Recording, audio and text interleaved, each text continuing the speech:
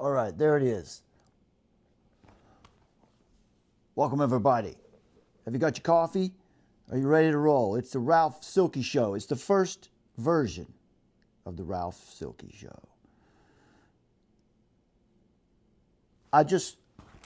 It's amazing. I don't know. In case you didn't know, Donald Trump has signed an executive order that has ended racism. Look at this. Here it is. The NFL will remove its end racism phrase from the end zones for Super Bowl LIX. What? That's right. Super Bowl LIX. Right there it is. Can you believe it? Let's go full screen on that. No, that's the article. I don't want that. Let's just look at this.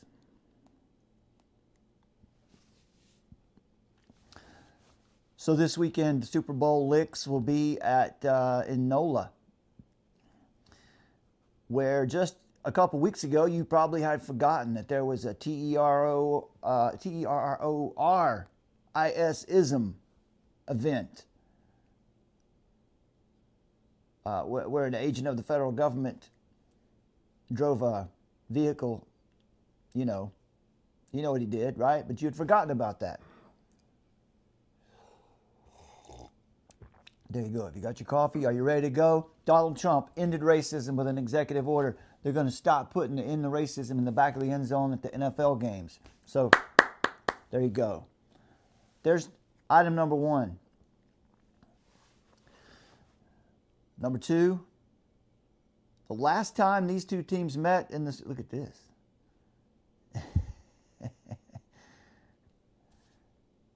Chris Stapleton performed a version of the national anthem that was, well, pretty good, they say. Of course. Whoa, there we go. Yeah, through the night, that our flag was still there.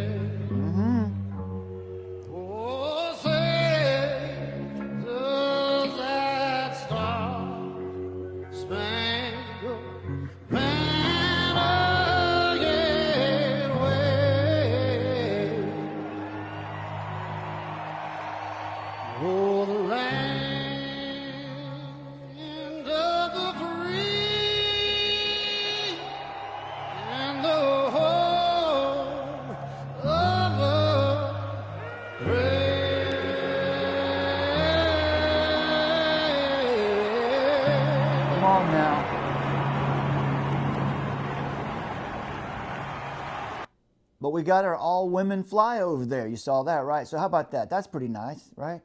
That's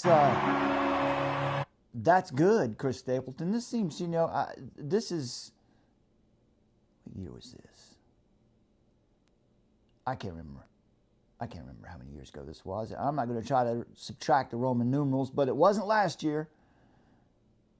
Now, Ralf Silky played a little football back in the day, and I know at this moment, right before a game, when the national anthem is being played through crappy speakers and a 50-year-old recording of it, it still gives you cold chills. It still makes you want to run through a brick wall. Okay, enough Super Bowl stuff. This is crazy. The airport employees that leaked the video of the midair, bang up, have been arrested. Now, I don't know what the rules are for, I don't know, is it an FAA rule? I don't know what it is. I don't know why. Why would they arrest these people for leaking this video? I mean, it's gruesome. But you can't see anything. Are they trying to hide something about this video? As this poster here says, what are they so worried about? All right. I don't know. Let's just put that little pin in the board. Here you go. There's the man. Rep. Thomas Massie from Kentucky. He's repping Kentucky. He's introduced a bill to exempt senior citizens from taxes on Social Security retirement payments. Hey, look, the IRS is an organization of thievery in the first place. So there shouldn't be any income taxes. But, so this is just, this would just be putting things back to the way they should be. But you got to appreciate someone like Massie. He is a true maverick in Washington. There's not another one like him. Back whenever the Rona got started in this was, I think it was around when we got to the summer of 2020, and the Congress is out of session, and they were having meetings, or they wanted to put forth this $2 trillion budget that would send out the stimulus checks to everyone. And it obviously was all a scam because there was so much nonsense mixed in with that bill. Thomas Massie was the only representative who drove to Washington to boycott it, to try to stop it, because they didn't have a quorum. All of the representatives weren't there to be present to have an official meeting, but they were going to try to rush it through anyway. He was there, and he tried to be, to stop it. He objected, saying, we don't have a quorum, we can't make this, we can't, this is not official. Donald Trump called him up and raked him over the coals, hated him for it, but he stood up and eventually earned Trump's respect.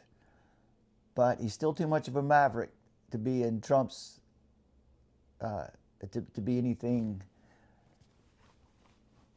to have a specific role in Trump's administration, right? Massie's going to do what's best for his people. He's not going to follow any sort of political movement. So this guy's a good guy, right? Give this guy some credit. Yep, so back to the end racism thing, Jim Osmond here. Oh no, this is a new one. Yeah, here you go. This is yesterday. The White House is preparing an executive order to dismantle the Department of Education. How about that? That's good news.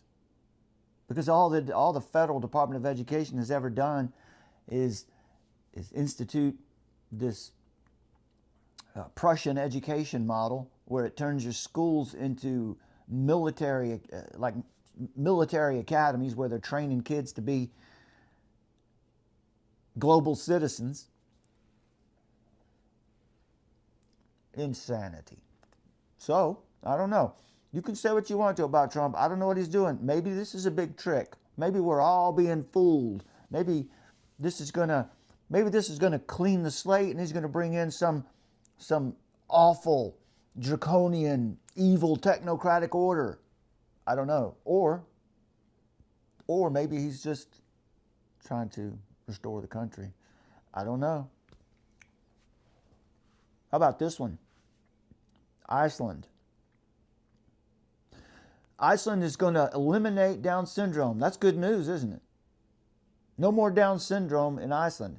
How are they going to do it? Abortion. Uh-oh. That's not good. They believe that the right thing to do to virtually eliminate Down syndrome is to do a test and find out if a fetus has Down syndrome and just abort it. I wonder how far along fetus has to be before you know that it has Down syndrome. I don't imagine that happens real early. So anyway, there's Iceland. Satan has set up an outpost in Iceland. Not to be confused with Greenland, who has all the ice. And Iceland has very little ice. Okay. I just included that because are you Trump tough? Tell me, Pilgrim. Are you Trump tough? That one nation under Trump stronger than ever. Come on now, people. Come on. Ralf Silky says, nay, nay, nay. All right. What else do I have for you today? Yeah, so over in alien news, Jim Simovan, who was the clandestine services, that is in the CIA for 25 years, says there's non-human intelligence on this planet. Let's just go with that then, right? Because when the CIA says it, when the CIA says something that we want him to say, you know, this is what the UFO buffs, the true believers, right? They'll take any bone you throw at them. One day they're talking about the CIA. Oh, it's a cover up. Everything's a cover up. They're covering everything up. And oh, they said something we like. So he's, you know, clearly. So yeah, let's trust the CIA. How about this one? Maybe the reason that non-human intelligence are closely monitoring us now, more than ever, but is because we're probably giving life back to an ancient enemy of theirs, also known as artificial intelligence. Okay, yeah. So we talked about this. Well, this was on another show. This is the Ralf Silky show. We've never talked about this. Schellenberger. I like Schellenberger. Schellenberger was one of the guys that you know, the WPATH files and the Twitter files. He was at the tip of the spear for exposing the trans agenda, right? And did a good job of taking all that information and making it public, showing how that the medical industry was in on this scam. But now he's taken up this UAP alien argument. All right. Let's go out here and see what's happening. Ilhan Omar conducting seminars for Somalians who are living illegally in the U.S. without documentation, providing guidance on how to evade deportation. Well, we know who Ilhan Omar is. Well, she's from Somalia, of course, and her father was a general in the Somalian government, well, the Somalian military, but there was no difference between the Somalian government and military. They were one and the same, and they were hardcore Marxists. And so when the government in Somalia fell, this was during the Reagan era, her father saw the writing on the wall and came and you know, pled for forgiveness to the Reagan administration.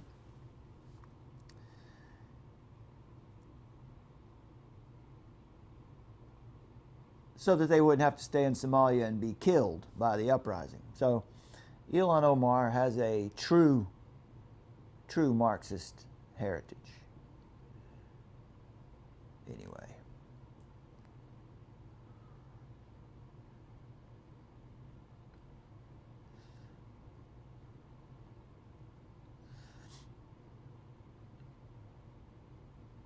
Let's see what's trending out here today. Here's the anti-WEF Twitter feed.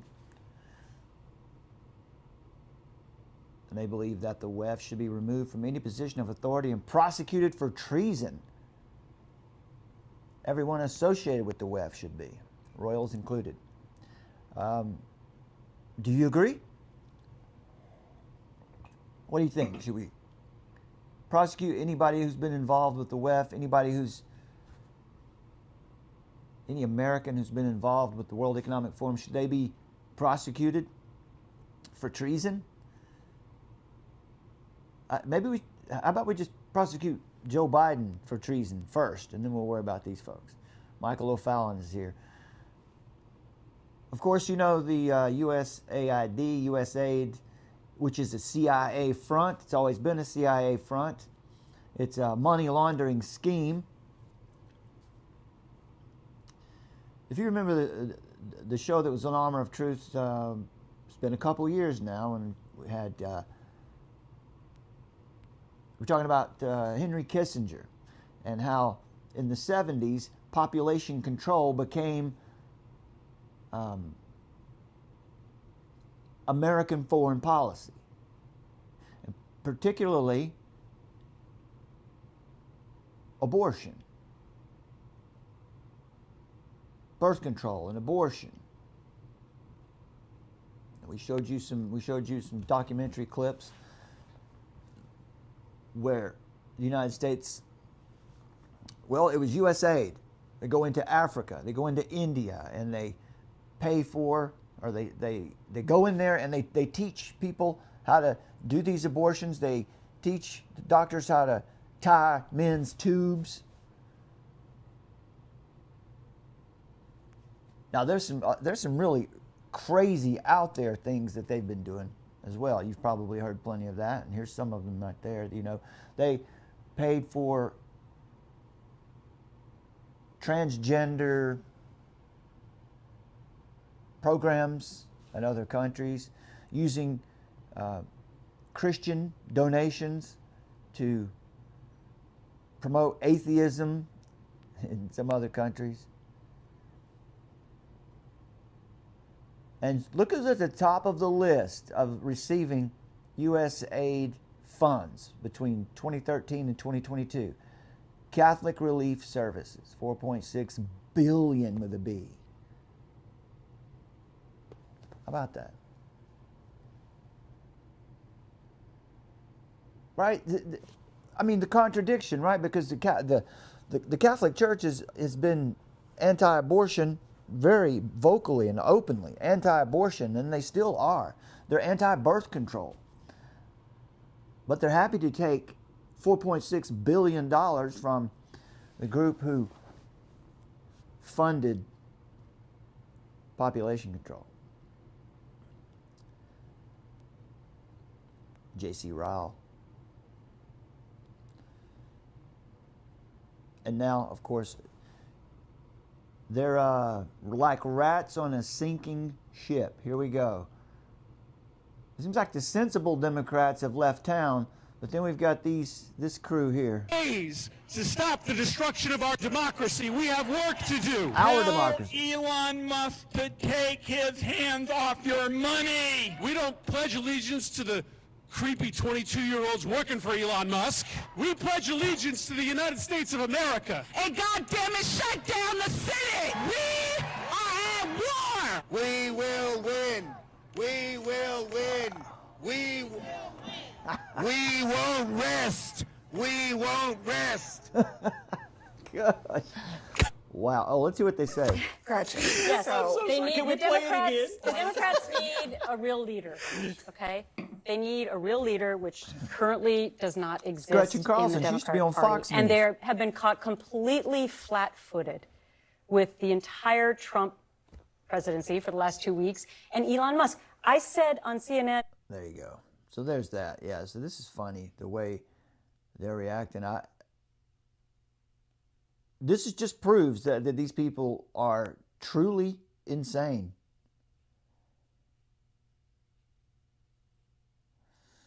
Let's see what Justin Peters has been about. Oh, he's talking about Mark Driscoll, Pastor Mark Driscoll, who is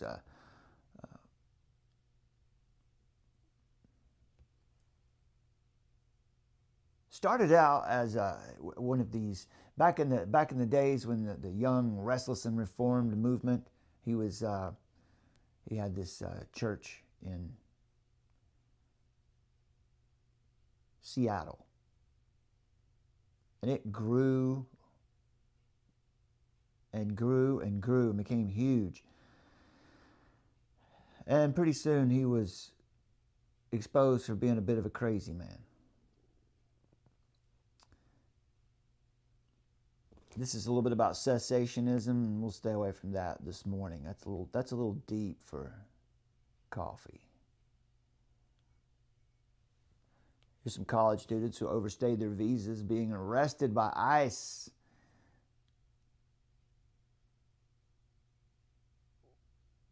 Yeah, did you hear? They've opened Guantanamo Bay back up. Let's see if I can. They opened up Guantanamo Bay for illegals. So here you go. U.S. Marines arrived at Guantanamo Bay. This was a couple days ago, to start expanding it, getting it ready for their new tenants, which will be some of the, I guess, some of the Tren de Aragua gang members. I mean, this is a tough one, right? Because it's difficult to celebrate the opening of a facility that some of us could be sent to, right? Because we don't necessarily follow the party line. So I don't know. That I'm glad for them to take the gang member, the illegal immigrant gang members out of our country, but I'm not excited that they're going to beef up Guantanamo again. I don't know about that. Trump's plan to detain migrants at Guantanamo.